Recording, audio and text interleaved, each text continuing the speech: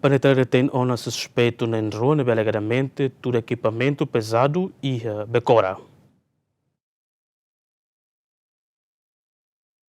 Comandante Penetel Município de Dili, Superintendente Chefe Polícia Orlando Gomes Chateten, da UNE Penetel detém um suspeito na rua, alegadamente, tudo equipamento pesado e a área becora. O comandante Penetel Município de Dili, foi no acontecimento, Polícia Esquadra Cristo Rei, captura que era suspeito na tolo, ou de halo identificação, mas suspeito na ida, autoridade de segurança, Husik Fali. Acontece por kalan, ia tukitu hobalo, ia duni incidente da ia ponte mapilu ninia, wahira condutor ko operator hosibe escapator ne halal serviço, kait uma sernebe maka basic ia estrada,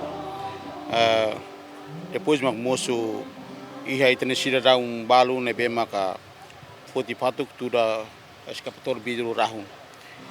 Depois do acontecimento irane, a polícia foi ter ação, captura aquelas suspeito na intolo, italor aquelas maia esquadra Cristo Rei, por halo identificação e na rua kita constitui bairro arguido para deter em 102 horas e daí halo identificação ita possível libar, mas na rua ita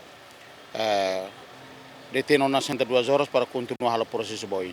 A fim cumpre horas citruras em rua, a autoridade de segurança se apresenta para o Ministério Público, onde processa tuir lei nebe magficora e harailaran. No nemos o acontecimento ne primeiro-ministro Carlos Sana Guzmão, o subautoridade relevante sira, a to processa autor sira, no nebele responsabiliza ba acto nebe sira halo. Derek Jimenez, David Gonçalves, Yemen.